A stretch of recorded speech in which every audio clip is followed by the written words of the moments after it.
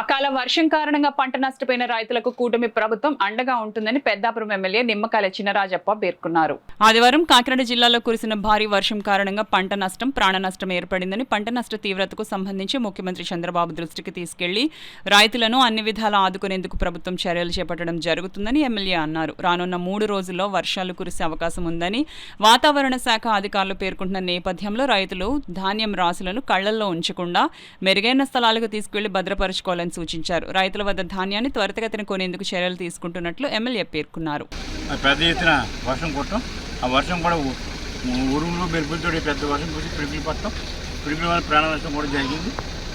అలాగే ఇవాళ మనం శ్రవణకోట మండలంలో పంటలు పండిన ప్లేస్ వెళ్ళి అక్కడ రైతులందరూ కూడా పంట అన్నీ అంతా కూడా మెరక్కి తీసుకొచ్చి ఎండబెట్టుకోవడం జరుగుతుంది.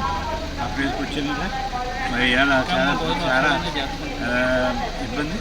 అదే వర్షం అన్నది ఇంకా 3 రోజులు చెప్తున్నారు.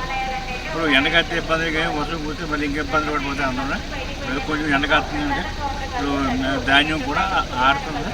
అంటే మీ అందరూ కూడా జాగ్రత్తగా రైతులందరూ కూడా మరి చేలో ధాన్యం ఉండకుండా మేరకు ఇల్లు పెట్టుకోవాల్సింది రైతులు పోతుంది. ప్రభుత్వ పరంగా కూడా అన్ని సహకారాలు అందించాలని ప్రభుత్వం మాట్లాడుతాం.